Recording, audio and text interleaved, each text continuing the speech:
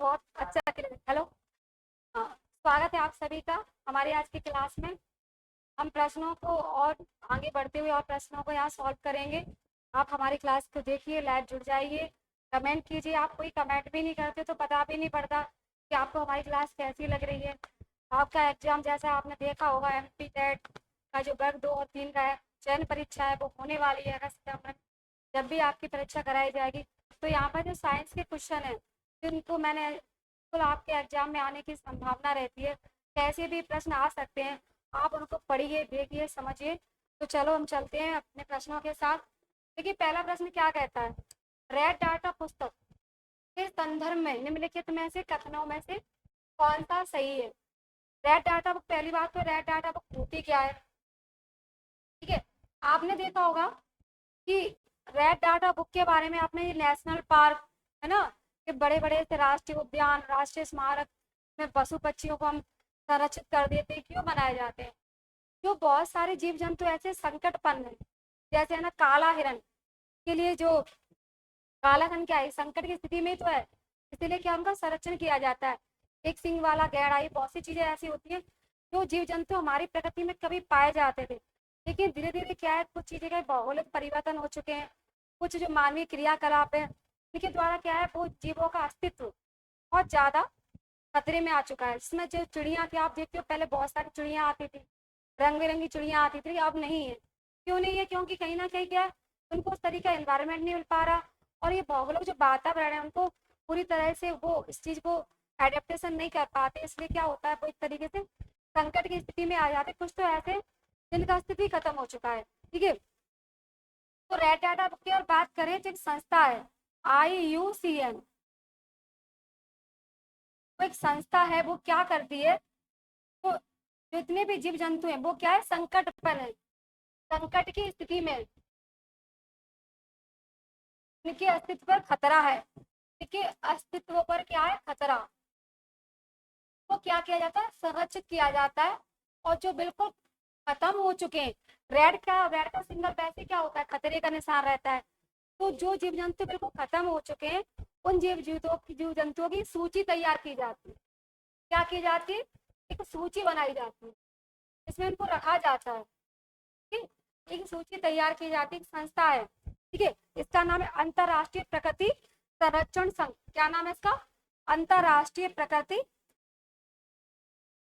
अंतरराष्ट्रीय प्रकृति संरक्षण संघ का क्या है, नाम है इस संस्था का। की जो स्थापना हुई थी, इसकी स्थापना की बात करें तो 5 अक्टूबर 1948 को, 5 अक्टूबर 1948 को इसकी क्या हुई थी, स्थापना,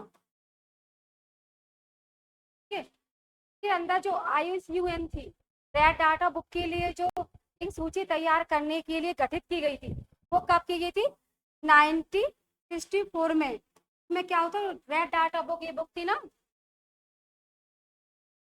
प्रकाशित करने के लिए, जो रेड डाटा बुक वगैरह थी ना, रेड डाटा बुक, जो संकटपन्न जो जातियां थी, जनजातियों के लिए गठित की गई थी, ठीक है, गठित की गई थी 1969 से। ये सूची क्या करे, प्रकाशित की जा रही है 1969 से, क्या है, इसको प्रकाशित कर रही है कौन, IUCN प्रकाशित कर रही है। International union for conservation of nature इसका पूरा नाम है, ठीक है, international union for conservation of nature का पूरा नाम है। अब यहाँ पर देखो, भारत जो था ना हमारा, वो शामिल कब हुआ था, हम यहाँ पर रहे तो भारत का पता होना चाहिए, भारत हुआ था, भारत शामिल हुआ था 1969 में, 1969 में शामिल हो गया था, ठीक है, शामिल हो गया था। अगर हम बात करें इसकी, ठीक है, इसके अध्यक्ष की, तो इसका वर्तमान अध्यक्ष कौन है, रजान अल मुबारक इसका अध्यक्ष है, ठीक है, वर्तमान अध्यक्ष, अध्यक्ष कौन से, रजान अल मुबारक, अल मुबारक, ठीक है, जो अध्यक्ष हैं। देखा जाता है कि कोई प्रजाति का अस्तित्व कितने खतरे में और वो कितने खतरे के कगार पर है, तो उन सब की क्या की जाती है, सूची तैयार की जाती है। तो देखो इसमें कौन सा दिया है, यह वह पुस्तक है जिसमें सभी विशेष स्थानिक स्पीसीज का रिकॉर्ड रखा जाता है। पहला ऑप्शन देखो आप, ठीक है। अब देखो सारी जगह का रिपोर्ट तो रखा नहीं जाता, सभी विशेष स्थानिक नहीं रहता, जो संकटपन है, जिनका जिनके अस्तित्व को खतरा है, केवल उन्हीं का रिकॉर्ड रखा जाता है, ठीक है। और ये क्या है, पूरी तरह से समाप्त होने की कगार पर है, क्या समाप्त हो चुकी है, उन्हीं का रिकॉर्ड रखा जाता है रेयर डाटा बुक में। यह वह पुस्तक है जिसमें जैवमंडल आरक्षित क्षेत्रों का रिकॉर्ड आ जाता है। देखो 22% का रिकॉर्ड नहीं रखा जाता, वो अलग चीज है। उसमें क्या रहता है, बहुत सारी वनस्पति वगैरह इन चीजों पर बायोस्फीयर रिजर्व बनाए जाते हैं, ठीक है, वहां पर उनका संरक्षण किया जाता है। अब देखो लास्ट वाला ऑप्शन, यह वह पुस्तक है जिसमें सभी संकटग्रस्त प्रजातियों का रिकॉर्ड रखा जाता है। ये वाला हमारा बिल्कुल सही है, तो आंसर कौन सा जाता है, केवल थर्ड। ऑप्शन में कौन सा दिया है, 3 नंबर का दिया है, केवल थर्ड हमारा सही है। नेक्स्ट पे चलते हैं।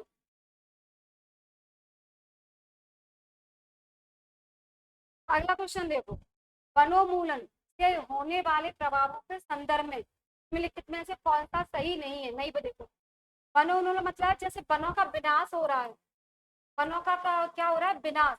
लगातार क्या हो रहा है, पेड़ पौधों की कटाई, पेड़ पौधों की कटाई हो रही है।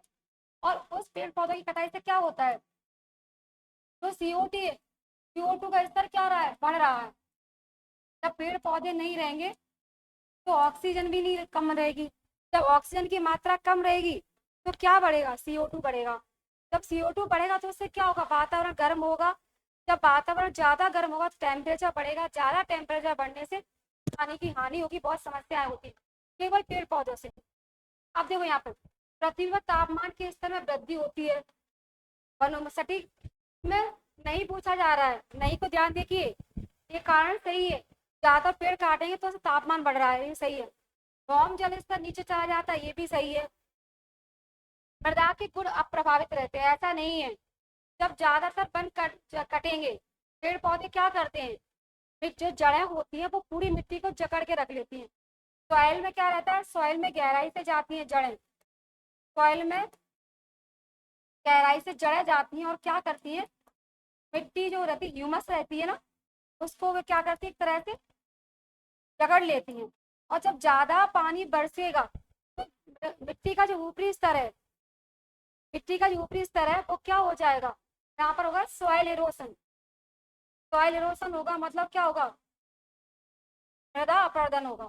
मृदा अपरदन, ऊपरी की जो उपजाऊ परत है, जो ऊपरी उपजाऊ परत है उसका क्या हो जाएगा, ऊपर हट जाएगी, इससे मिट्टी कैसी हो जाएगी, बेकार हो जाएगी, ठीक है। और उससे क्या हो जाता है, सारा जो इसका ह्यूमस होता है, इसके न्यूट्रिएंट्स होते हैं, पोषक तत्व होते हैं, वो पूरी तरह से समाप्त हो जाते हैं। तो ये वाला ऑप्शन हमारा ऑप्शन के अकॉर्डिंग सही नहीं है, बाकी तीनों ऑप्शन हमारे सही है, ठीक है। नेक्स्ट पे चलते हैं।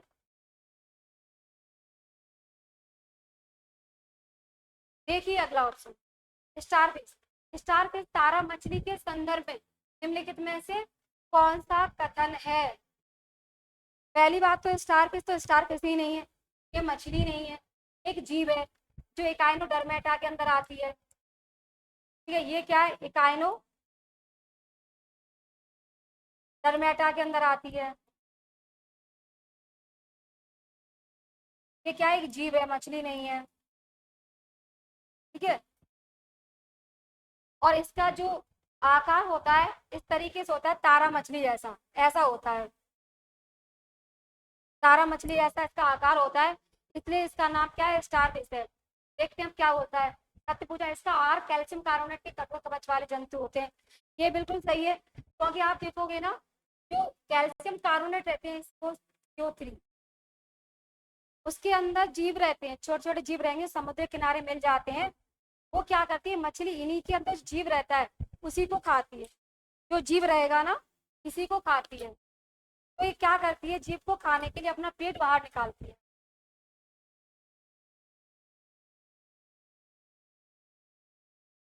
अपने भोजन के लिए क्या करेगी, इसका जो स्टमक है, आमाशय है, उसको क्या करती है, बाहर निकालती है, बाहर निकालेगी और क्या करेगी, खाना ले लेगी, कैल्शियम कार्बोनेट के जो आम रहते हैं उनके अंदर जीव रहते हैं उनको ले लेगी और वापस क्या करती है, अपने स्टमक को अंदर कर लेती है।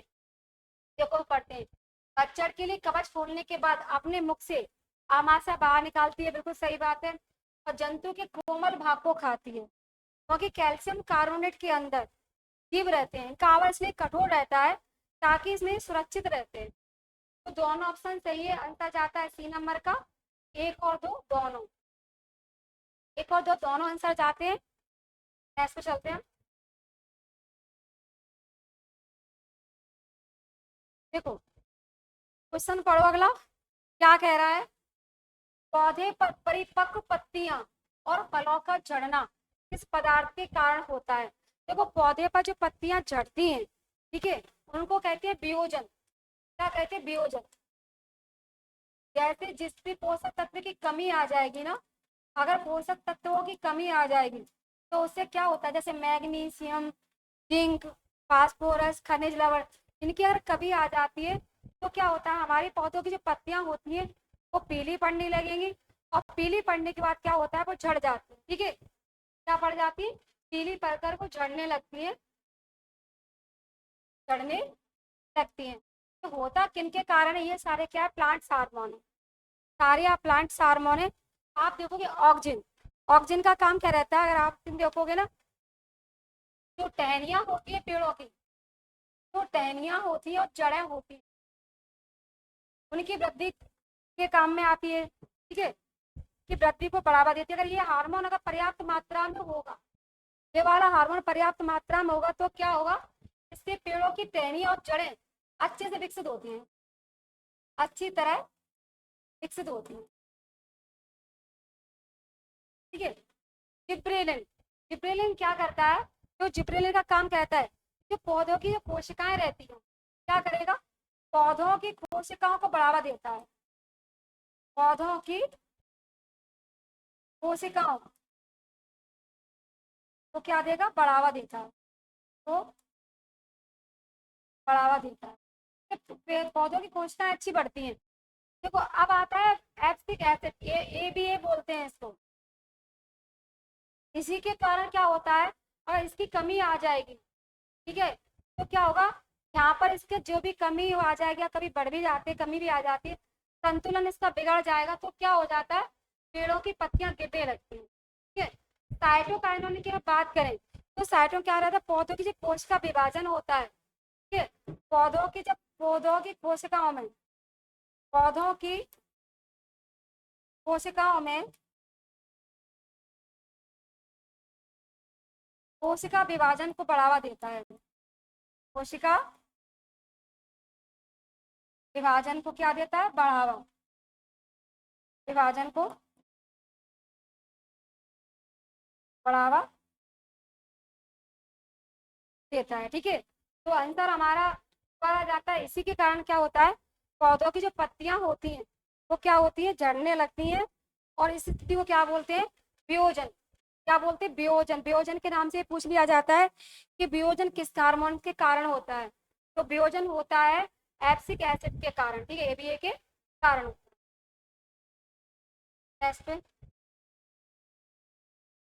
अगला देखो, निम्नलिखित में से कौन सा जोड़ा सही ढंग से मेल नहीं खाता है, सही ढंग से मेल कौन सा जोड़ा नहीं खा रहा है, देखते हैं कौन सा नहीं खा रहा है। विटामिन सी, चर्बी।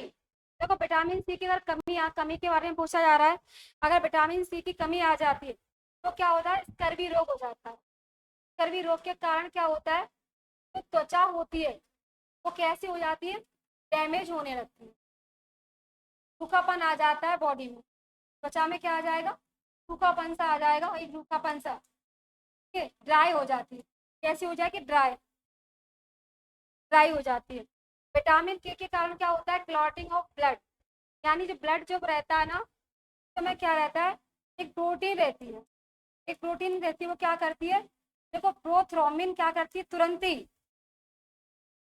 मात्र 13 सेकंड में, मात्र 13 सेकंड में प्रोथ्रोम्बिन से क्या हो जाता है, थ्रोम्बिन बदल जाती है, कितने में, 13 सेकंड में ही। ठीक है। उसमें क्या होता है, बदल जाती है। और जैसे ब्लड जब बहता है तो विटामिन के कारण क्या होता है, एक परत चढ़ जाती है, परत बन जाती है।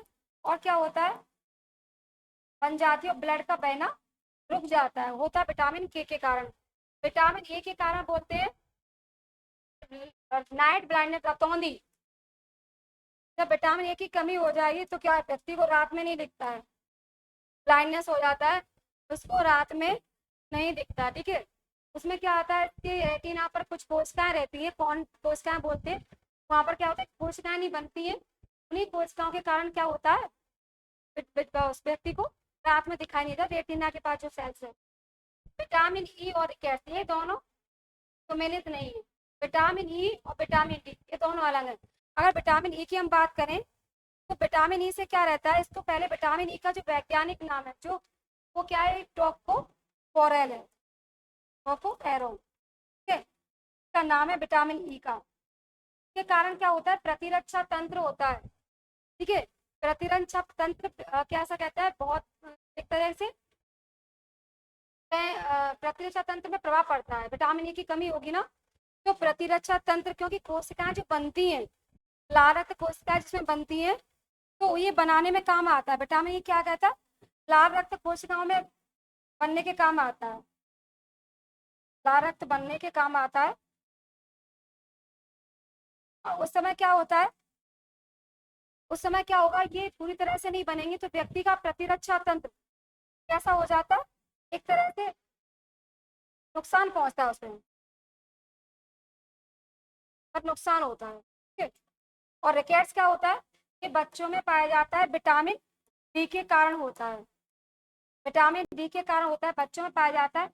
इससे क्या होता है, हड्डियां कैसी हो जाती हैं, एक तरीके से कमजोर हो जाती हैं, बुरबुरी टाइप की हो जाती है। कैसी हो जाएंगी, कमजोर हो जाती है हड्डियां, हड्डियों से संबंधित है, जो बच्चों में पाया जाता है, रिकेट्स।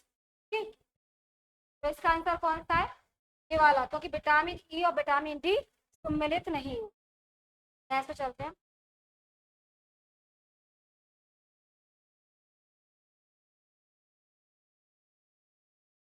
देखिए, निम्नलिखित विचार करना है, पचा भोजन, ऑक्सीजन, अपशिष्ट पदार्थ, संयुक्त में से रक्त किसका किनका परिसंचरण करता है।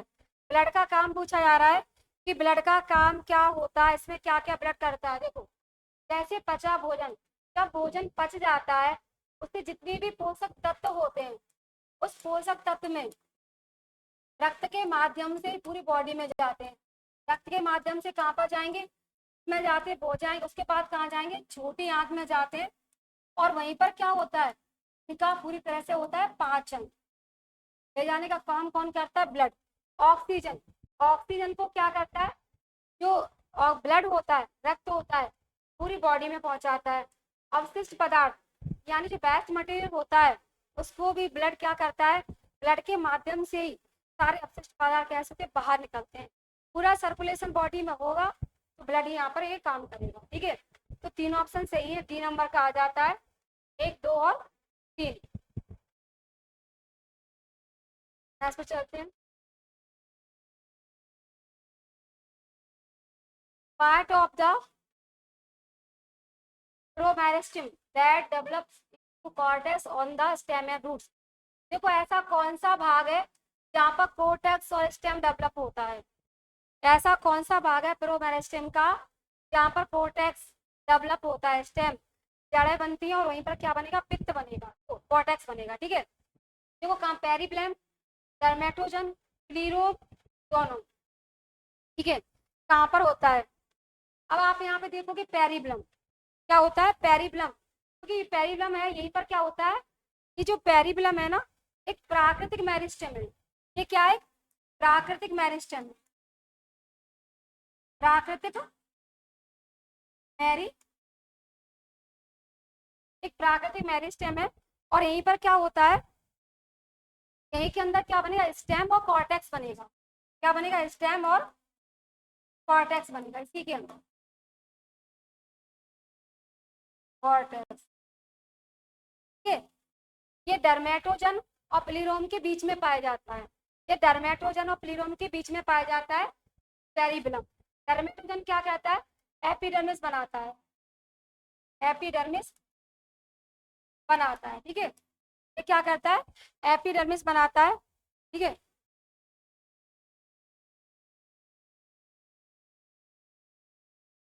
चलिए ऐसे चलते हैं।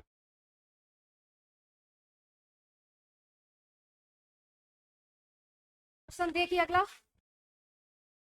सामान्य रूप से पाई जाने वाली मछली जो कि एक पृष्ठ संभार है, सरफेस फीडर, मतलब वो क्या करती है, सरफेस पर आकर खाना खाती है। सरफेस पर आकर खाना खाएगी तो वो कौन सी मछली, देखो जिन मछलियों की पीठ सीधी होती है, जिन मछलियों की पीठ सीधी होगी वो क्या करेंगी, भोजन जुटाने के लिए सतह पर आ जाती है। ठीक है, जिन मछलियों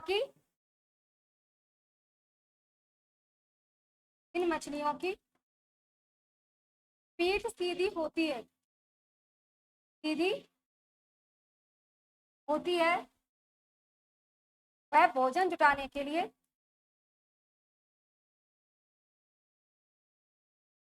कहाँ पर आ जाती है, सरफेस पर, के लिए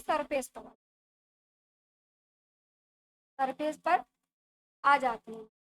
तो उनको क्या बोलते हैं, एक पृष्ठ संभारक यानी सरफेस फीडर। फीडर मतलब भोजन को खाने वाले। तो कौन सी मछली है जिनकी पीठ सीधी होती है, देखो इसमें कतला, कतला आपको दिख रही है ना, उस मछली की क्या होता है, पीठ सीधी होती है और ये भोजन खाने के लिए बिल्कुल सतह पे आ जाती है, इसको क्या बोलते हैं, सरफेस फीडर। आप मृगला को देखोगे तो मृगला क्या करती है, जो मृगला नीचे से ले लेती है खाना, नीचे जो वनस्पति होती है ना उनको ही ले लेती है। ठीक है, ये क्या करती है, और आप देखो कि रोहू ये क्या करती है, ये भी नीचे से लेती है, ये क्या करती है, सड़ी गली वनस्पति को खाती है। गली वनस्पति जो नीचे रह जाती है ना उनको खाती है, वनस्पति को खाती है रोहू मछली। ठीक है, सामान्य कार्प ये भी क्या करती है, नीचे से भोजन लेती है, नीचे से भोजन लेती है। नेक्स्ट पे चलते हैं हम लोग।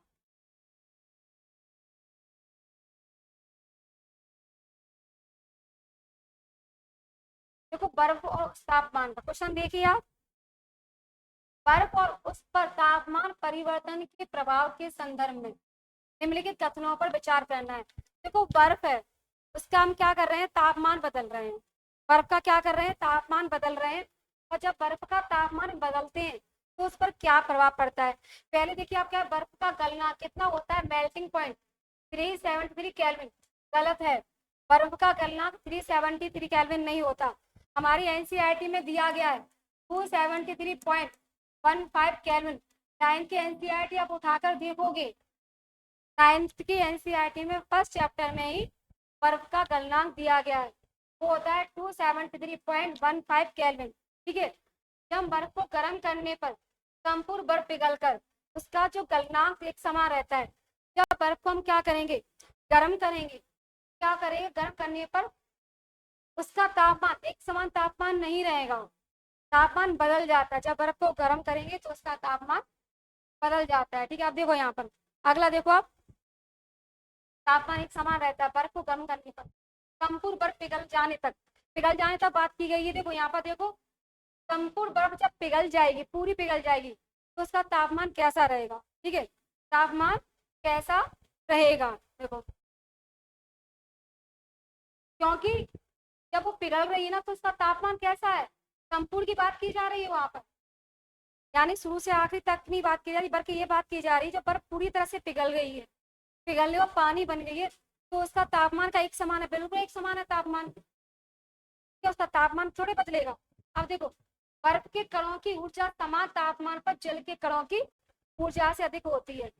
अगर बर्फ के कणों की हम तुलना करें, ठीक है, बर्फ के कणों की हम तुलना करें तो उसमें ऊर्जा ज्यादा होती है। आप बर्फ को हाथ में लेना, ठीक है, पानी को हाथ में लेना, पानी को आप काफी देर तक ठंडा पानी आप रखे रहोगे, बर्फ नहीं रख पाओगे, आपको ऐसा महसूस होगा कि हाथ जलने लगे।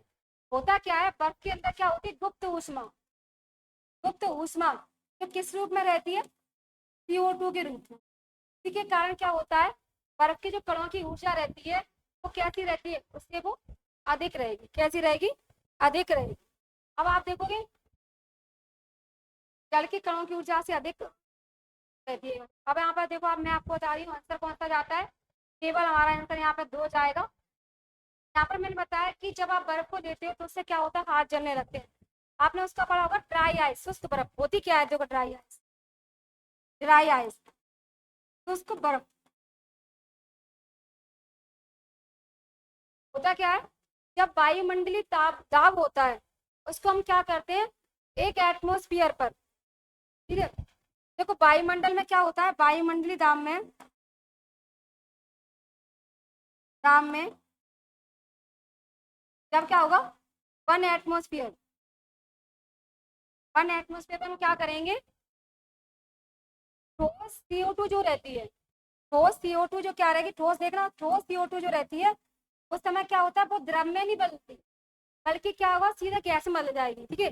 बिना द्रव में बदले, बिना द्रव में बदले सीधे गैस में बदल जाती है, गैस में बदल जाती है, सीधे गैस में बदल जाती है। यही कारण है कि CO2 को हम क्या बोलते हैं, शुष्क बर्फ। आपने देखे होंगे CO2 गैस भरी रहती है, सिलेंडर रखे रहते हैं, उसमें इसी तरीके से क्या होता है, उसको इतना एटमोस्फेयर दिया जाता है तो वो CO2 जो गैस होती है वो सिलेंडर में भर जाती है, तो एक शुष्क बर्फ के रूप में रहती है, ठीक है। और वो इसी कारण हो जाता है क्योंकि उसको क्या किया जाता है, ड्राई आइस के लिए हम उसको एक एटमोस्फेयर पर ले जाते हैं, इतना दबाव डालते हैं कि वो जो गैस होती है वो क्या करेगी, वो सीधे द्रव में नहीं बदलेगी बल्कि सीधा किस में बदल जाती है, गैस में बदल जाती है, ठीक है। अब देखो कि आप यहाँ पर दिया गया था ना कि क्वथनांक पिघलना, तो जल का क्वथनांक होता है वो कितना होता है, 100 डिग्री। यानी आप 100 डिग्री सेंटीग्रेड तक लाओगे पानी को तो पानी हमारा उबलने लगता है, शुद्ध जल, ठीक है, पर उबलने लगता है, ठीक है। उसमें अशुद्धियां मिलाओगे तो देर लग जाएगी। आंसर कौन सा जाता है, पी।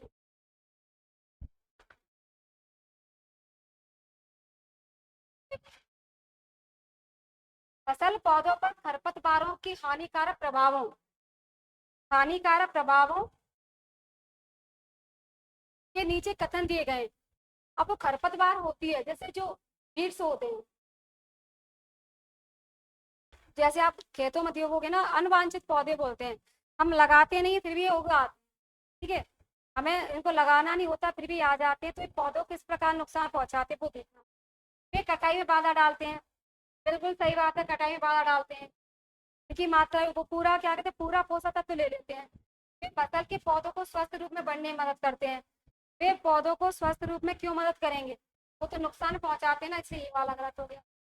वे पानी, पोषक तत्वों के स्थान और प्रकाश के लिए फसल पौधों का प्रतिस्पर्धा करते हैं, सही है, क्योंकि क्या करेंगे, अगर हम उसको खाद डालेंगे, ठीक है, उसमें पोषक तत्व डालेंगे, तो खरपतवार क्या करेंगे, वो पूरे पौधे के न्यूट्रिएंट्स ले लेंगे और उनकी वृद्धि हो जाएगी, और जो फसल हम उगा रहे हैं उसकी वृद्धि रुक जाती है वाला। ये पौधों की वृद्धि को प्रभावित करते हैं, बिल्कुल सही बात है। इससे क्या होता है, पौधों की वृद्धि रुकने लगती है। तो 1/3/4 कौन सा, 1/3/4 पहले नंबर पे दिया गया है, ठीक है। आंसर इसका ये वाला है, पहले नंबर।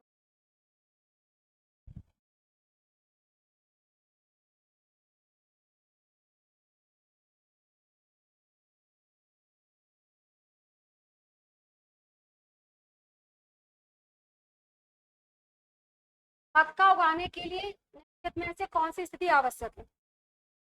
सबसे पहली बात तो मक्का क्या है, खरीफ फसल है।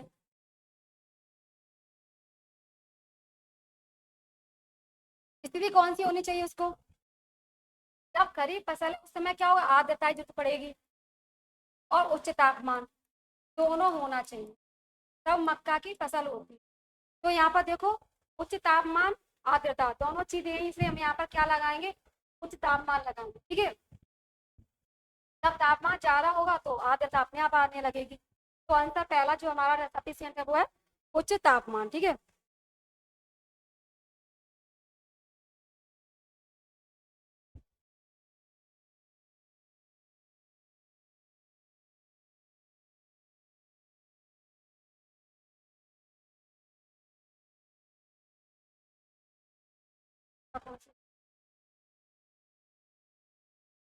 अच्छा, मक्का देखो खरीफ फसल है पहले, मक्का क्या है, खरीफ फसल है। और खरीफ फसल जब जून जुलाई में जब बारिश होती है ना, तो उस समय क्या होता है, पानी की मात्रा बढ़ जाती है। पानी की मात्रा बढ़ जाएगी तो पानी की मात्रा बढ़ने के कारण क्या होता है, हमें पानी ज़्यादा देना नहीं पड़ता है, तो फसल हमारी आसानी से उग जाती है। तो यहाँ पर जो आंसर हमारा कम तापमान रहेगा, क्योंकि कम तापमान से मक्का हमारा अच्छे से हो जाता है। उच्च तापमान की जरूरत पड़ेगी, उच्च तापमान रबी की फसलों में चाहिए, ये कम तापमान रहेगा। मैंने उल्टा देख लिया है इसको, ये कर लिया, कर लो इसको। सही आंसर इसका कम तापमान है।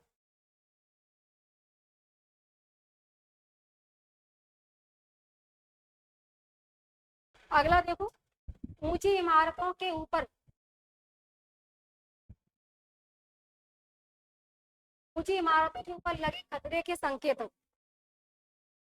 लाल रंग के होते हैं। देखो लाल रंग, ऊंची इमारत होती है ना, वहां पर जो संकेत होते हैं वो लाल रंग के होते हैं। ऐसा क्यों? क्योंकि अन्य रंगों की तुलना में लाल रंग क्या करता है, लाल रंग प्रकाश को ज्यादा देर तक फैलाता है, इसलिए क्या होता है, वहां पर लाल रंग की चीजें रहती है। आप देखो कहाँ पर रहेगा, धुएं कोयले के द्वारा सबसे अधिक बिखरता है, ये गलत है, बिखरेगा नहीं। धुएं कोयले के द्वारा सबसे कम बिखरता है। जब प्रकीर्णन कम होगा, ज्यादा फैलाएगा, तो आंसर कौन सा जाएगा, बी नंबर का। ठीक है, आंसर कौन सा जाएगा, बी नंबर।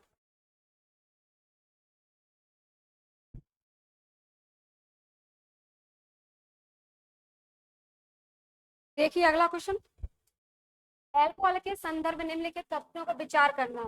गन्ने के रस से मौलिक सिरा बनाया जाता है, जिसके किण्वन से अल्कोहल प्राप्त किया जाता है।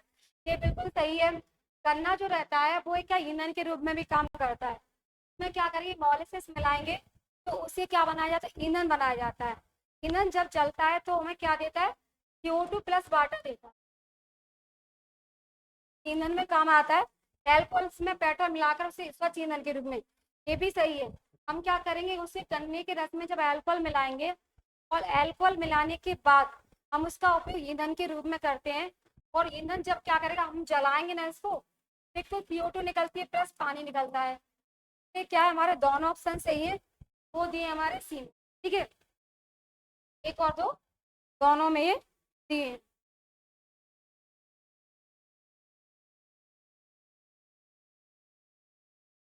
आज के लिए बस इतना, इतने ही क्वेश्चन। नेक्स्ट क्लास में और क्वेश्चन कराएंगे। कोई डाउट हो तो आप हमें पूछ सकते हैं। या आपको हमारी क्लास अच्छी लग रही हो तो हमारी क्लास को लाइक कीजिए और चैनल को सब्सक्राइब कीजिए। मिलेंगे अगली क्लास में नए क्वेश्चन।